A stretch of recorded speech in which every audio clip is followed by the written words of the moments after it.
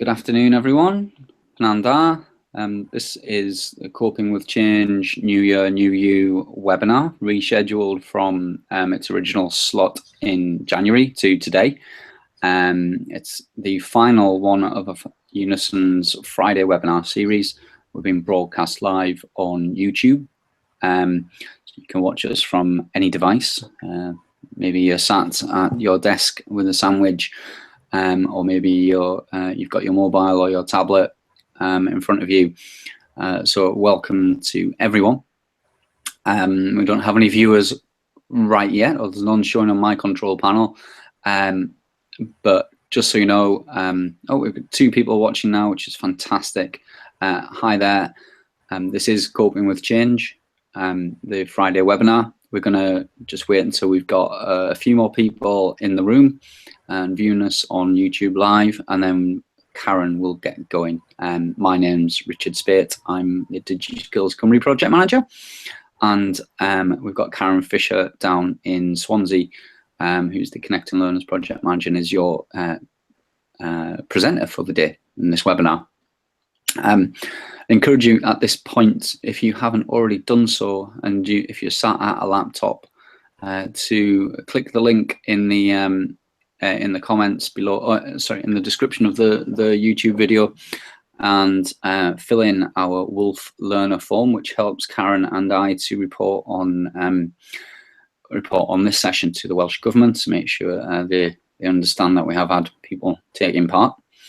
If you use Twitter, you can ask me and Karen questions using the hashtag New Year New Unison. I'll be tweeting from the @DigiSkills Cymru Twitter account, but you can also leave comments in the comment section of the YouTube video as well. So there are loads of ways to participate. If you want to, you can always rewind this video as well. You can watch it again, because the recording will be available as soon as we finish the session. There'll be a recording of this video, and I encourage you to share the video with your colleagues and ask them to fill in the Wolf form as well. So we've got today's live session, but then the video will be available for other people to view. Karen, we've got 4 people viewing at the moment. We're going to give everyone a couple of minutes to join us, and we're going to start at 12:35. So I don't know if you are logged into YouTube, you can add a comment and say hi, and I'll switch over to YouTube now and have a look and see who we've got with us.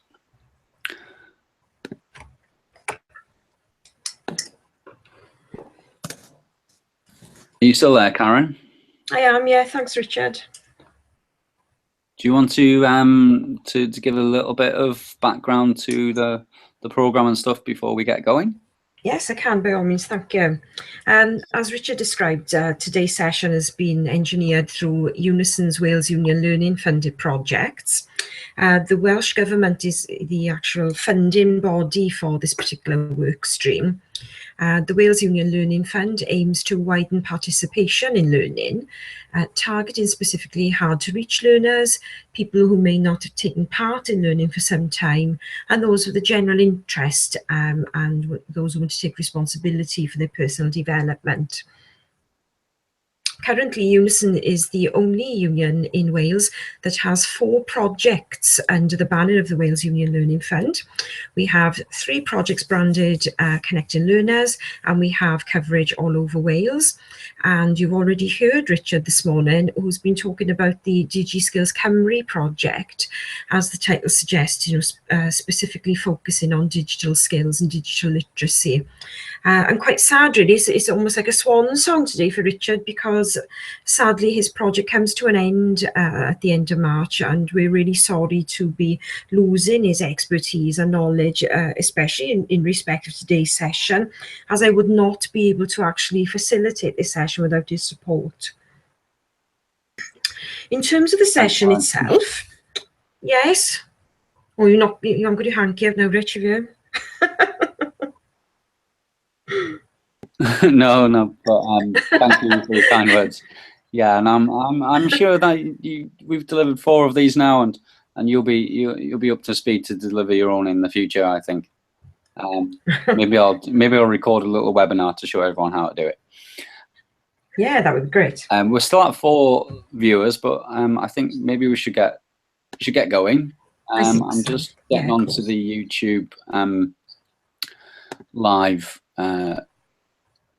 page now, just to make sure that video manager, just to see if we've got anyone in the room, and then we can get or anyone leaving comments in the room, and then we can get going.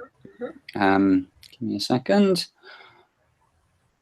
So where are we? We're on events, coping with change. We've got people watching. Just have a look in the comments in the room, and then we can get going. Yep. So we're live on YouTube. It's all working. So Karen, I'm going to switch my microphone off now. I'll be listening intently, and people can follow on the on Twitter and on the comments page, on the comment section of the YouTube video. Okay, thanks, Richard. As I say, it's the last in our series of free Friday webinars, which is quite hard to say, actually. And these were populated mainly based on feedback from employer partners and learners. And it was evident there was a lot of interest around the theme of well-being. And as such, we agreed to sample some of the full workshops that we offer in a webinar format to give each of you an opportunity to get a flavour of some of the sessions that each of our projects provide. And as I mentioned earlier, the session is funded by the Welsh Government's Wales Union Learning Fund. You've already had a chat this morning with Richard Spate, who manages the DigiSkills Cymru project. But for the bulk of the session, I will be covering the content itself. We will switch back and forth to Richard occasionally as well, because he will be monitoring some of the social media feeds, and we would actively encourage you to participate using our Twitter hashtag, which we'll remind you of again shortly. Richard did mention the Wolf Learner form, and that again is very important in terms of us capturing activity for the session. At the bottom of the screen, you'll see the New Year, New Unison hashtag, so please tweet away and give us some feedback. There will be questions asked periodically throughout the session, but generally speaking, please feel free to comment, or if there's anything particular that you've experienced in terms of managing change, please share that with the audience. But be mindful, that this is being broadcast on the internet, so you may be sort of cautious in terms of exactly, how much detail you actually share. So why are we here today? We will at least define the terms change and change management. We will look at some of the drivers for change, so what prompts change in the first place. And we'll also look at change as a sort of emotional and also a process-driven initiative as well. And we will touch on how we can cope with change itself in terms of managing our resilience. And as I say, this is a very short introduction. It forms part of a longer workshop, and actually 2 distinct workshops in terms of, we're actually looking at how we manage change as individuals, so that the coping aspects of change. And parallel to that, we actually run a change management workshop for perhaps junior managers, supervisors, first-line managers, to think about then how they treat staff if they are in a position where they have to initiate change themselves. So I'll just throw these statements out there and just give you a moment to reflect on them, really. And what do we think?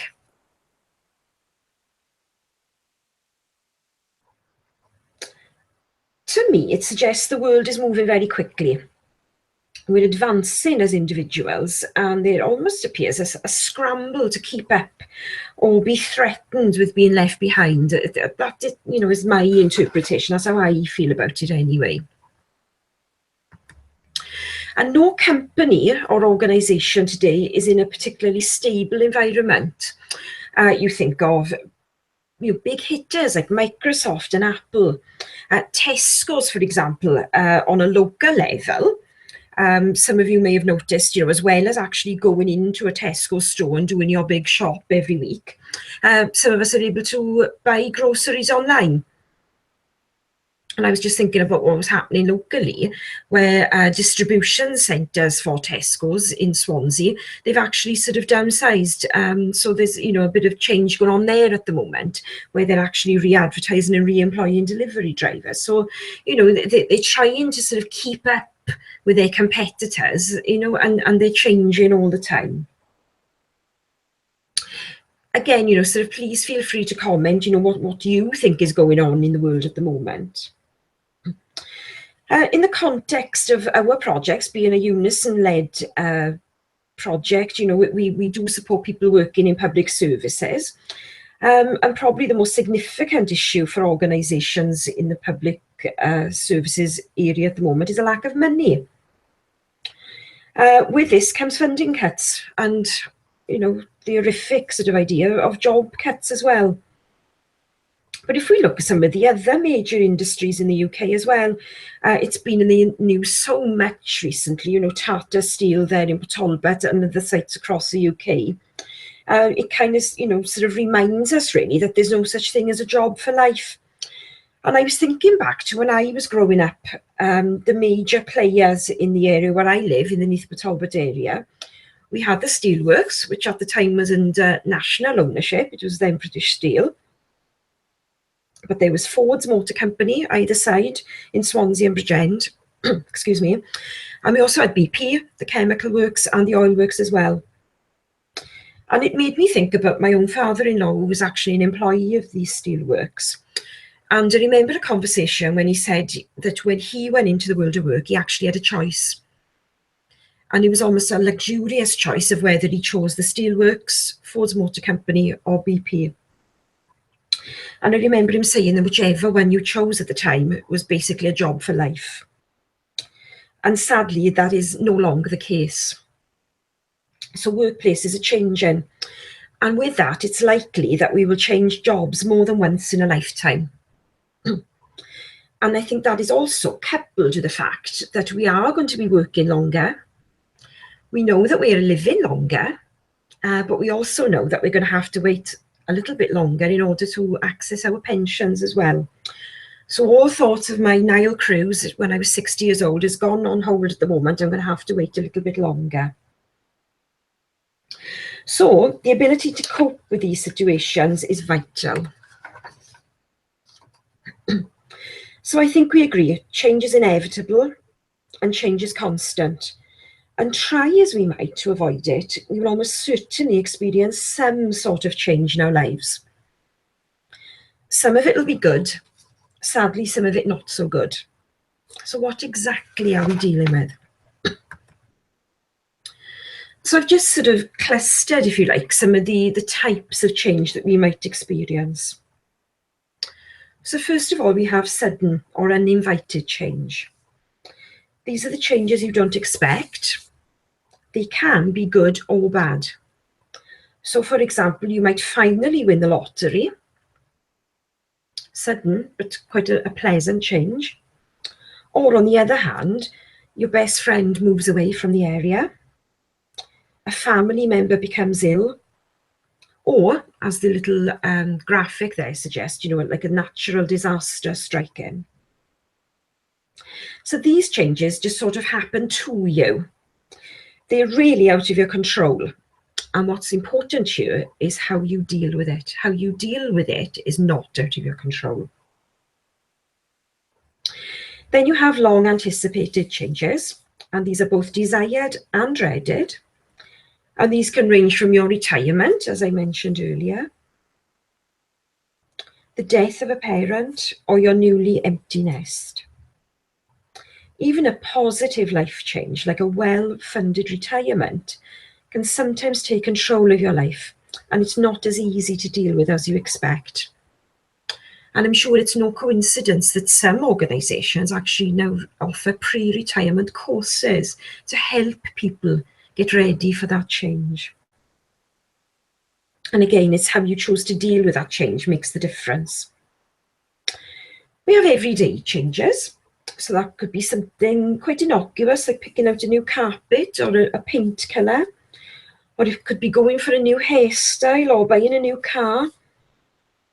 And these types of changes are pretty straightforward, but sometimes they can be a little bit stressful or overwhelming. Then there are changes in habits. So these are consciously dealing with changes you want to make. So that could be like quitting smoking or losing weight or fingernail biting, sort of habits that you want to break. It's not always as easy as you think it would be, but these are changes that can be achieved. Types of changes that you can do for yourself. Then we have improving your skills or aptitudes. Consciously changing something that you already do, but you'd like to be a little bit better at doing. So that could be anything from improving your golf swing to giving great presentations at work, or running a half marathon or dancing the Argentine tango. It's things that you want to be better at. So that could be something socially, a hobby, or something that's more work related.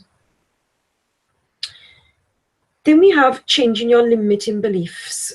And this is quite a tricky area, I think. You can purposely change your own beliefs about yourself. Things that you think you have absolutely no power over. As I say, these are often described as limiting beliefs. You'll recognise a limiting belief when you find yourself listening to your inner voice, that inner voice that tells you, oh, you're not good enough, you'll never do that. You'll never lose weight, or you will never find the one. These beliefs are basically your insecurities, but they're very disempowering thoughts and you can change them. So again, please feel free to add your own comments here. We will stop a little bit later now just for Richard to review some of the Twitter activity. But what I'm curious to find out is what sort of change worries us the most? What are the types of things that perhaps keep us awake at night, things that are on our minds all the time?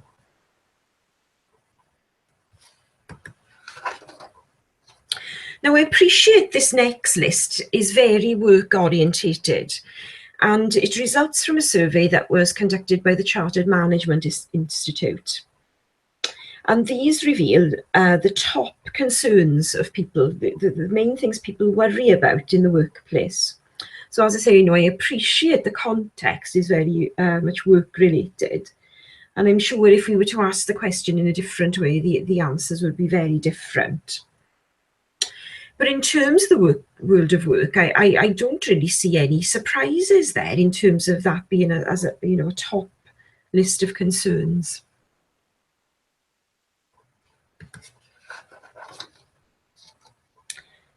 So before we will sort of pause shortly, what prompts change?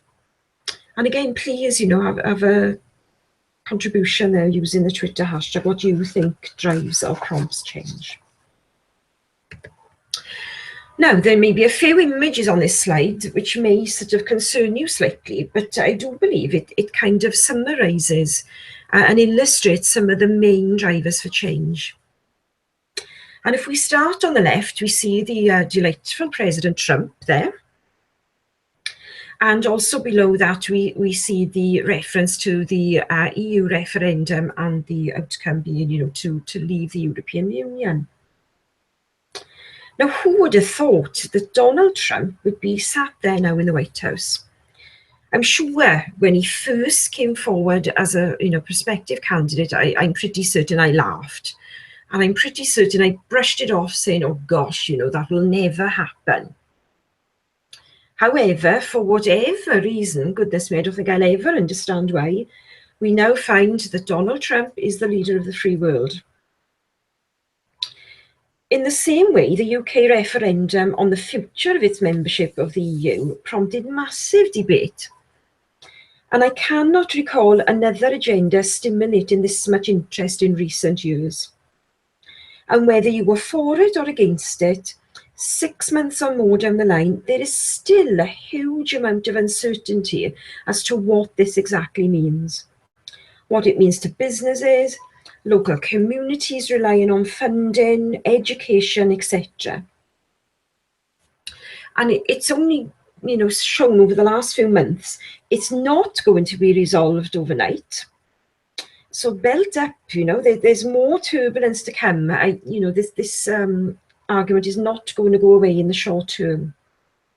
And it is going to, continue to provide a lot of uncertainty to people.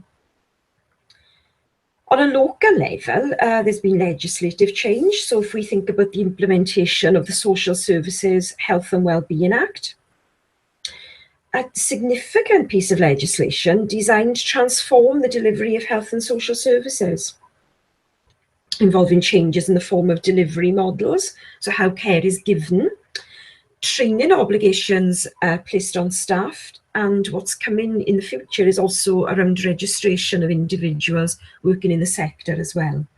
So 3 sort of, broad examples of political drivers for change.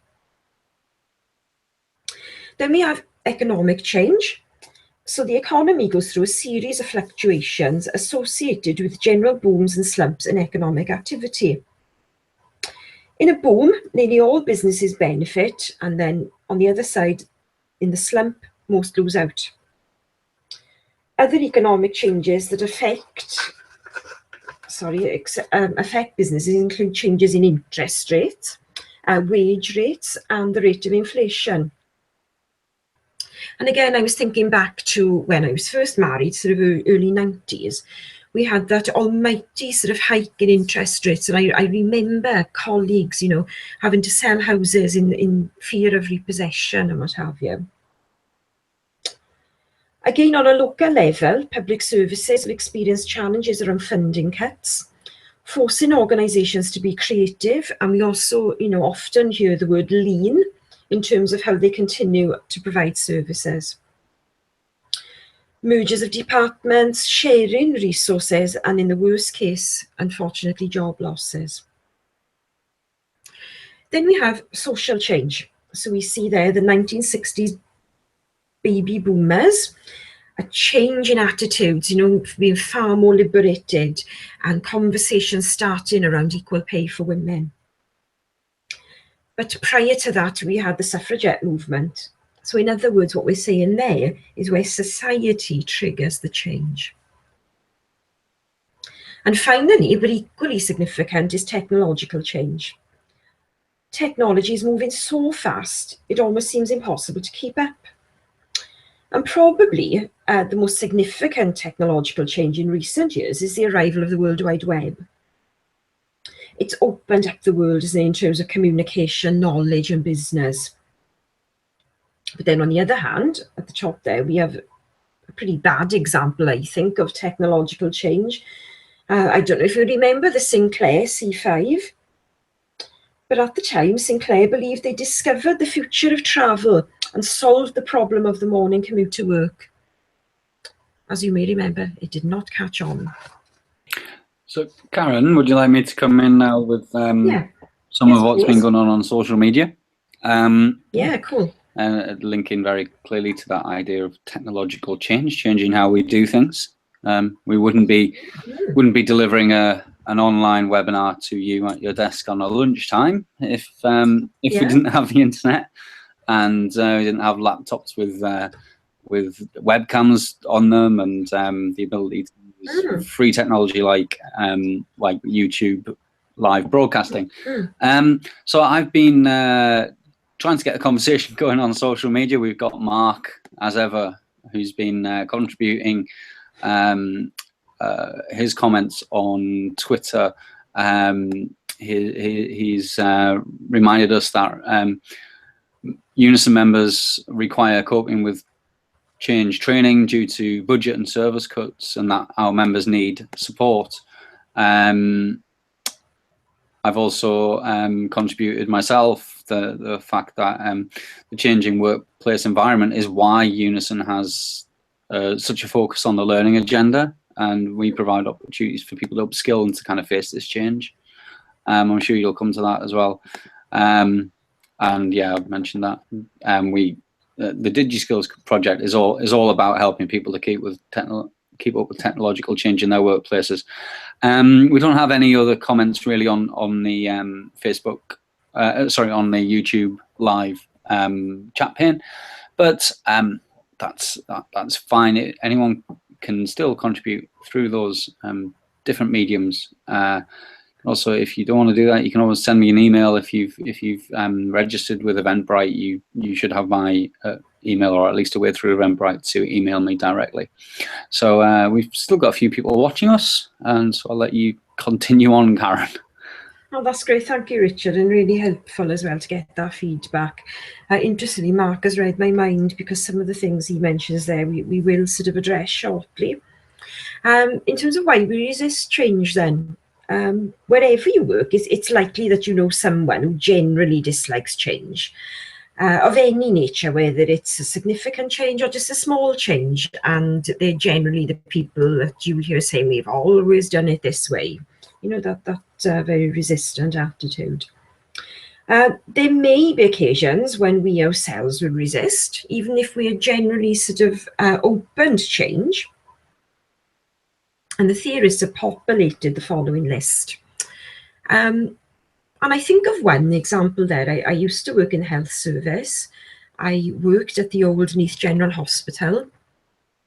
And as health authorities evolved into health boards and the likes of, we saw differences in terms of where healthcare was delivered. And as such, Neath General Hospital, along with its neighbour in Talbot, were both knocked down, very old buildings, I appreciate, but making way for a new building, sort of, I guess, like meeting in the middle, if you like, but a new building, different services, different way of working. Well, one of the hospital cleaners, and she just could not bear the idea of the change of location, the fear of the unknown and the uncertainty around working with different people. And to the point, she never actually made it down to the new site. She actually resigned from her post because she just could not cope with, you know, that new way of working moving forward. There are other factors, you know, again, which feature on the slide there, which make us, you know, consider why we might resist change. Change is as much as an emotional process as it is a managerial or functional process. And everyone will respond in a different way. So one size does not fit all. Now, what you see on the screen now is known as the Fissure Curve. And he's no relative whatsoever, and I take no credit for the theory. But what John Fisher did was explore the emotions we might encounter during the process of change. Now, the ideal continuum is the thick purple line that runs straight through the middle. And as Fisher suggests, it's not easy. You can see it kind of, you know, sort of dips and then peaks again. So there are, you know, ups and downs in terms of the change process. But what he also shows, you can see some of the coloured dotted lines off that central curve. The people enter and exit change at different points. So the ideal route, as I say, is that you kind of explore change, question the change throughout, and then gradually accept the change and come out the other end moving forward. But as you can see, unlike the example I just gave about the hospital move, some people will just deny the changes taking place and say, right, that's it, I'm off, I'm not going to be part of it. Or people will just bury their head in the sand and hope it goes away. Or people will sort of embrace the change, for want of a better word, in a rather hostile way, and they'll say, as the gentleman at the bottom, you can say, I'll make this work if it kills me. So lots of different emotions, ranging from happiness to guilt to depression and anxiety. But, you know, just to summarise really, that Fisher suggests that we will experience a range of emotions when we are experiencing change. And this is why good change management is so important, because we're dealing with individuals, we're dealing with emotions, and those emotions need to be managed in a particular way. Which leads me on quite nicely. Almost every time when we switch on the news, there's an update on spending cuts, or what is Brexit? Brexit means Brexit, or what's happening down in the steelworks, as I've said. So in other words, change is constant. And managing change well will minimise disruption. So despite the proposed changes, the rest of the organisation must function as usual. The show must go on. We can't say to our service users, hang on a minute now until we sort ourselves out. Resistance to change is inevitable, as we mentioned earlier. People cope with change in different ways. Some people are naturally resistant, others are able to move through the curve. So to implement change, managers need to take the team with them, share the vision. When people are involved, rumours are almost inevitable. And again, this is dependent on how the change is managed, how close to the communication people are. Rumours often circulate in large organisations where information is passed on second-hand. It's a little bit like Chinese whispers, I guess. Of course, we have to factor in the change saboteurs, the people in an organisation who do not want the change to occur, and unfortunately will spread untruths to gain support for their resistance. I'm loath to say fake news, you know. Honest communication is so important. And again, coming back to Brexit as an example, you know, we had that statement from Downing Street which said, well, Brexit means Brexit. So, you know, how did that alleviate people's concerns and questions? So open and honest and regular communication at all levels is so important. I cannot emphasize that enough. Depending on how drastic and significant the change is, means you may have to motivate others. So part of the communication can involve selling the benefits of change. What will work be like when this is finally achieved? How will this affect you? Ultimately, if a change is poorly managed, staff will say enough is enough and leave. It's hard to put a tangible cost on losing experienced staff. The recruitment process is onerous and costly, as it is getting a new starter up to speed.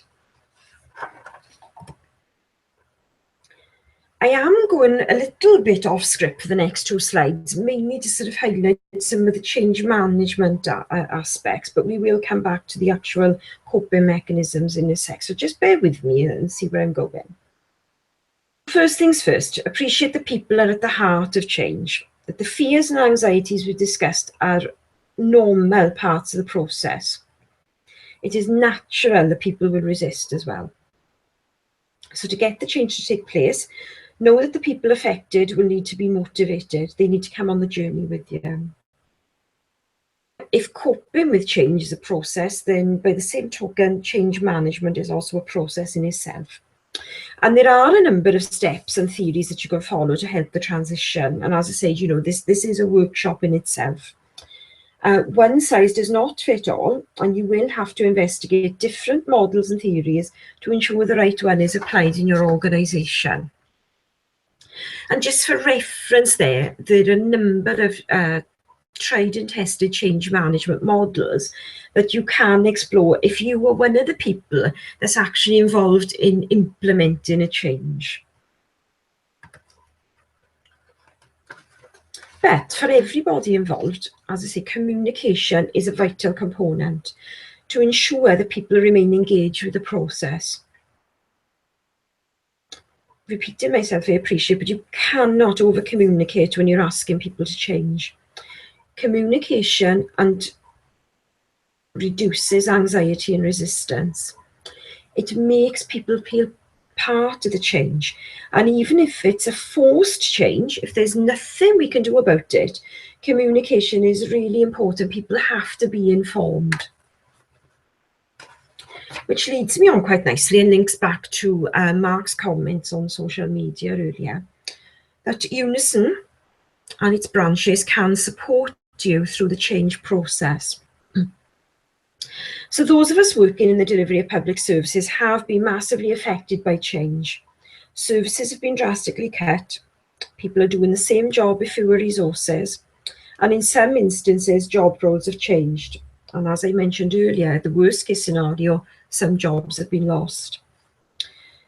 As this week's budget is indicated, sadly, this is likely to continue for a little while longer.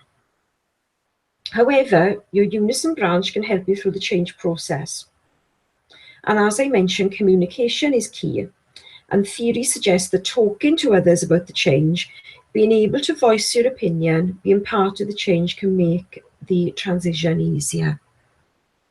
So when we see that our Unison branch has set up meetings or briefings, it's really important that we as members contribute to those discussions, because the Unison branch can feed this back to our senior people within our organisations. You may notice that there'll be circulation of newsletters and surveys and what have you. So really important again that we sort of contribute to those items. A unanimous strong view on a particular subject can have a powerful effect on an outcome. Because in the background, your Unison reps are working with your local politicians, with your councillors, with your assembly members, in their support on particular matters. Your Labour Link officers are working on national level, so working with members of Parliament, with the House of Lords. And one good example of that is the trade union bill, which looked to sort of squeeze the trade union's presence in a workplace.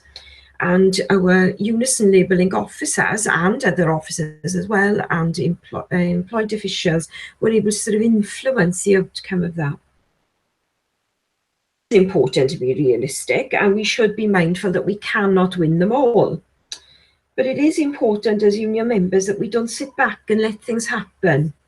Our voice is important, and as I said, in some instances, it can influence the outcome. Karen, can I come in with a couple of things on this? Please do. Yeah. Really interesting. It's got me thinking about a few things that I've watched and been aware of recently, and actually some things that my project's been involved in as well. So I'm a firm believer in ideas of co-design and co-production. And you mentioned staff being actively involved and consulted in the changes that are taking place.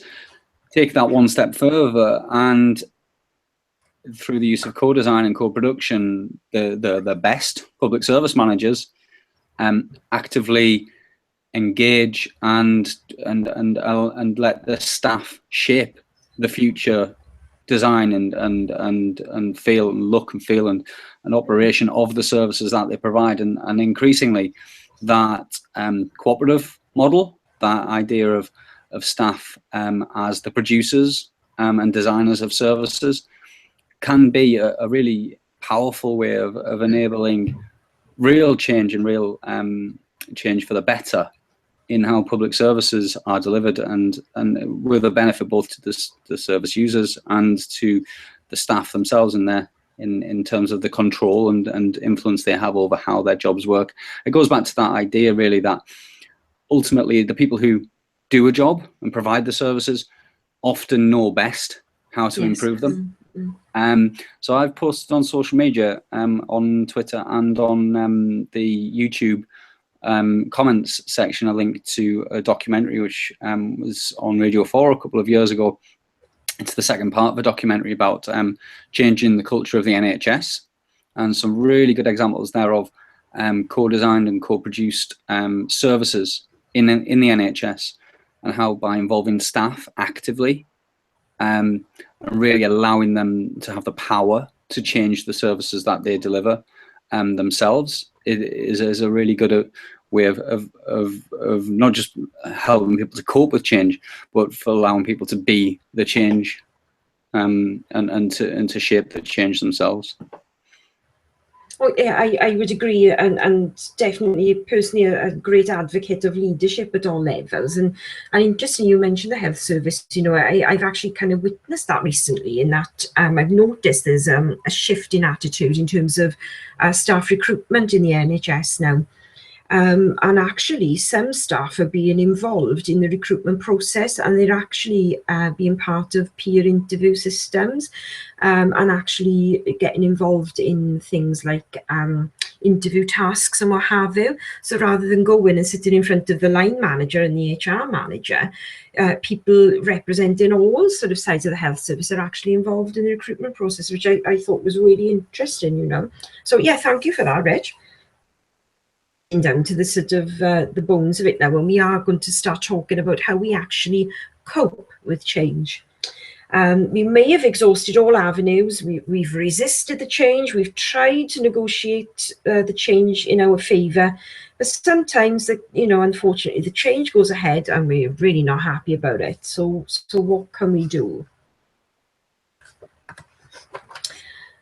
Coping is something we do to make a bad situation feel better.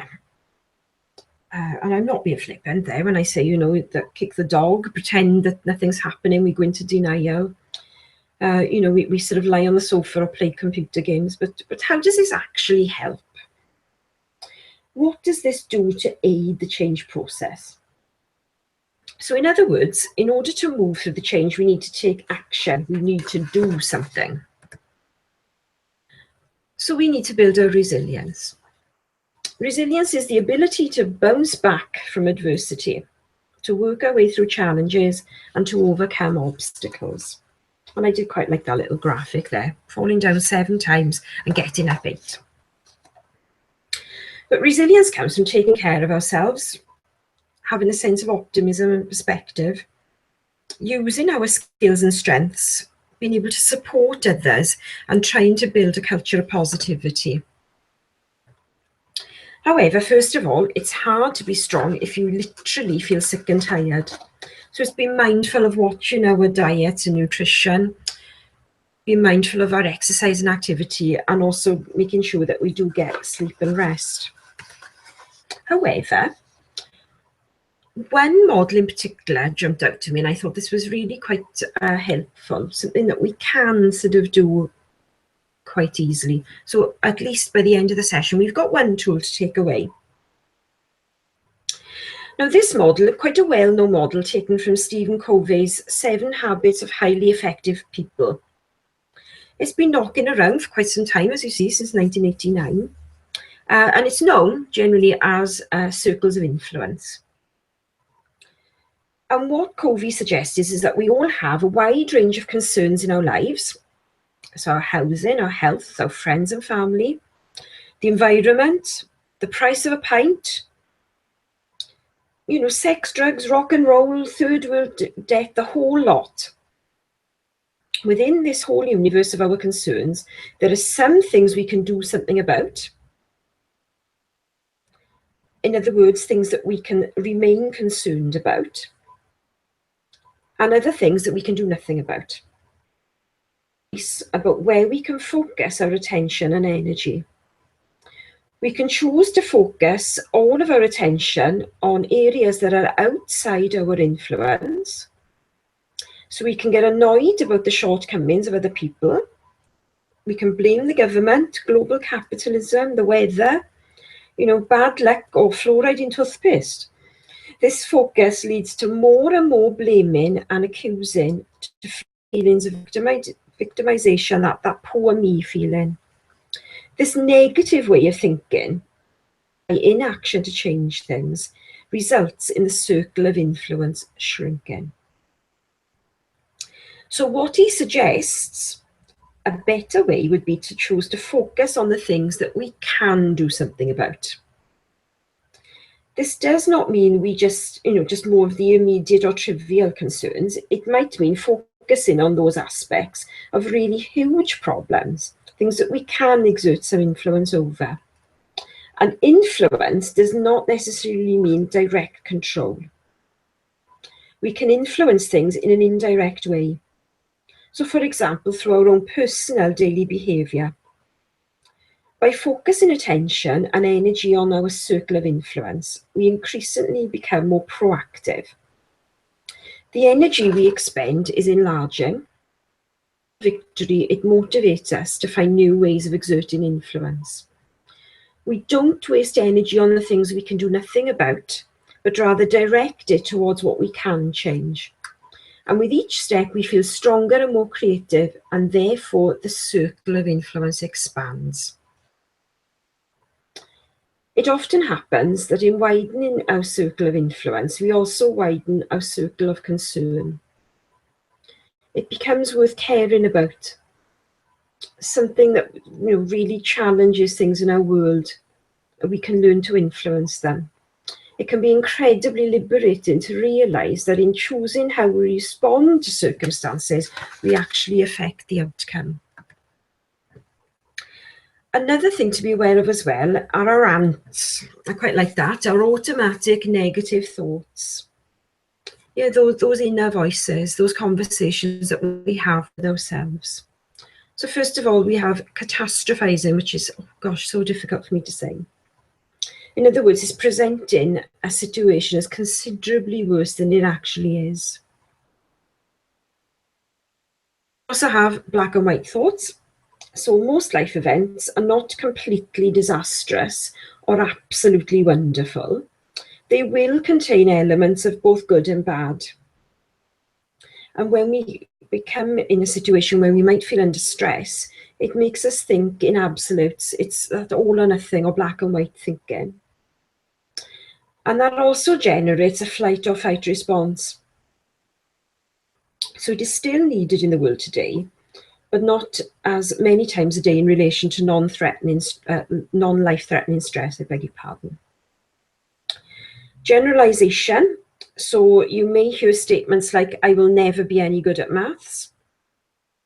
Or you may hear, horrific statements, very bigoted statements where you hear people saying, oh, all people of Asian orientation are terrorists. Yeah, that is an example of generalizing, because we know the truth of the matter is that they're not. Yeah. So, quite a controversial remark there, but what I'm trying to state is, people say, oh, it is always like that, where the truth of the matter is not. People who mind read, so thinking of somebody within my circle of friends, they will say, oh, I am not going to do that now because she will react like that. How do you know? Yeah. So, that element of mind reading. Filtering. So taking out the bits that you don't really want to take on board. Yeah. You're only actually sort of presenting part of a case. And personalizing speaks for itself. Yeah. Distortion, where a person believes that everything others do or say is some kind of direct personal reaction to them. So how can we stomp on the ants? So first of all, we ask ourselves, are my thoughts realistic?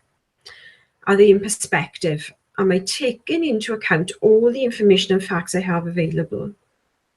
And very importantly as well, is this thought helpful? What is it doing to me? In what way is it damaging? And then to move forward, can we look at things from a different angle? Can we look at it in a different way? What can I do about the situation? And those of us who were on board for the stress awareness session, we work through a principle of asking ourselves, can we avoid a situation? Can we alter it, or can we accept it?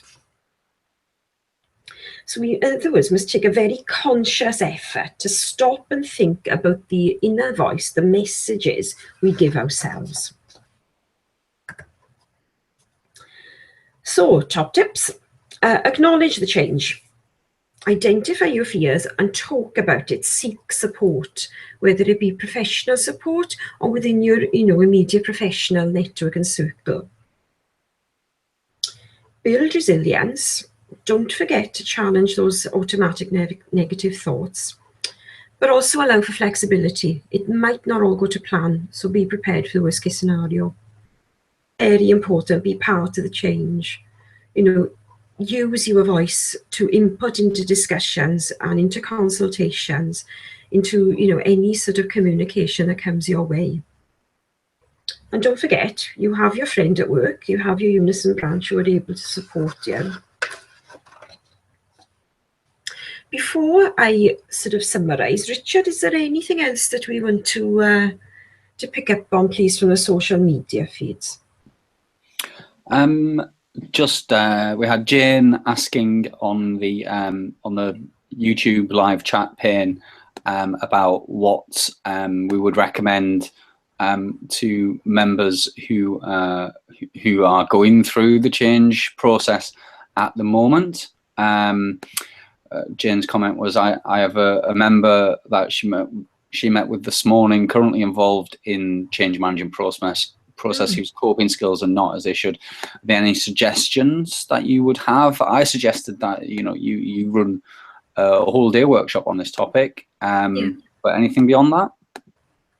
I would agree, and not because it's our job, it's what we're here to do, but I feel, this is literally just scratched the surface, really, and I would certainly recommend, first of all, looking at this as a workshop in its entirety, but also I think as well, perhaps linking up to our occupational health departments as well, and bringing this round in a full circle to some of the well-being strategies that the local authorities are trying to implement as well at the moment. Excellent. Yeah, I think that's a really good answer. I'm just tweeting out as well, and I think this is a good point to make at this point. If you are someone who's viewed this webinar or is just joining the webinar now, or has come in halfway through, you do have the ability to rewind the video, and you can. We start at around 5 or 6 minutes into the video, so. If you're just joining us now, if you've joined halfway through and missed the beginning, you can rewind. And also remember, if you want to go back and revisit any of this topic, anything that Karen's talked about today, again, the video recording is going to be there. It's there now. You can rewind it now. You can come back to it later using the link that was sent through to you if you registered through Eventbrite. And I've also just posted the link up on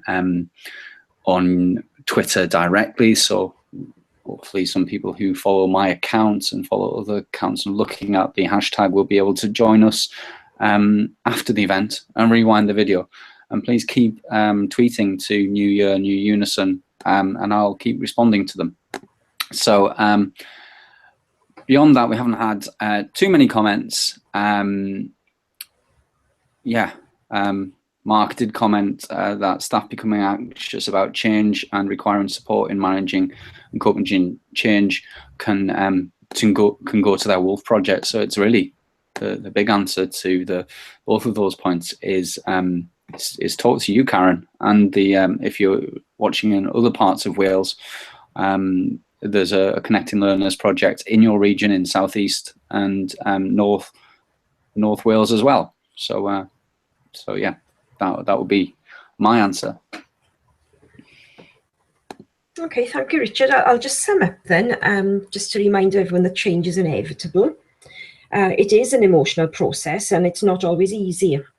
And after all, we are all people and we all cope with change in different ways. We may not be able to avoid change, but we can change how we respond to it by challenging the way we think about it.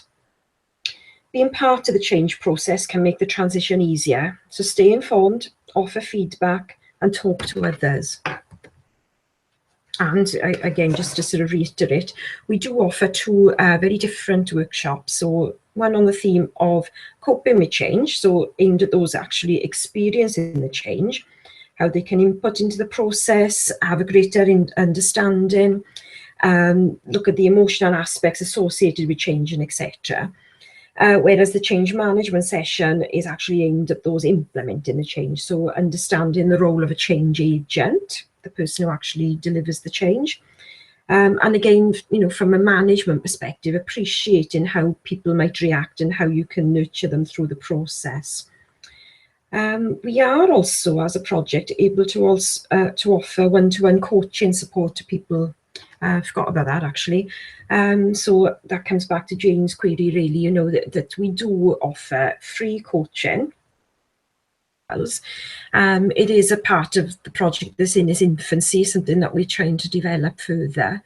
But quite limited, I would add, at this point. We do tend to coach people around sort of work-related matters rather than sort of personal issues.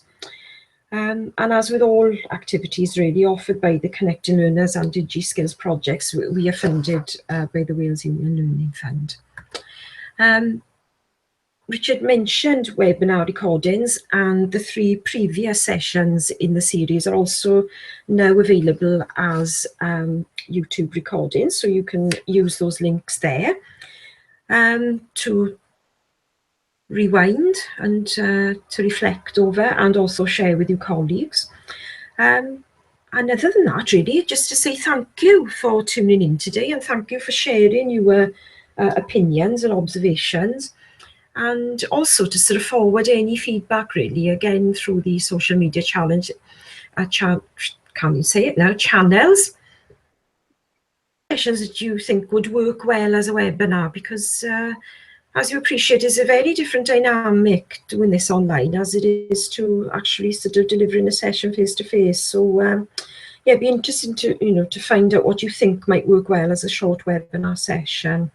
So I will hand you back to Richard to sign off, and again say thank you for your input today. Well, thank you very much, Karen. Diolch yn fawr iawn. Yeah, so we're coming to the end of the session. I just would like to take the opportunity to signpost people towards the electronic Wolf learner form, which you can access through the description on the YouTube video. It also should have been sent through to you in the email if you signed up to the seminar, the web seminar through Eventbrite. And that's really important for us, just to reiterate again. It helps us to show what we've been doing to our Welsh Government funders. And it also gives us a way of keeping in touch with the people who are taking part in what is a remote session, where it's just me and Karen talking into our computers. We know we've got an audience out there. Yeah, you can find all of the webinars on the DigiSkills Cymru YouTube channel, which this video is being broadcast through that channel now. So you just need to click onto the rest of the channel and find the video recordings. I'd point out we also have other content on there as well, relevant to public service workers. I published a new self-directed course on the channel yesterday, which is Introduction to Open Badges, which is a digital learning record and recognition system, which my project's been working with, and there's other stuff on there as well. But please spread the word about the Connecting Learners projects. This is my final webinar that I'm going to be running with Karen before my project closes and I move on to pastures new. Keep in touch through the DigiSkills Cymru Twitter feed. There may be exciting news in the next few weeks about the future of the work of DigiSkills Cymru. We may be reforming in a different way. We're working on that currently, but as a Wolf project, we'll be coming to an end in the next few weeks. Karen will be here for another year ahead, as will the other Wolf projects. So, like I said, diolch yn fawr iawn. Thank you for your time. Enjoy the rest of your Friday and the weekend ahead. And Cymru am bydd. Hopefully, we get a good result in rugby this evening. So thank you very much, and I'm going to end the broadcast now.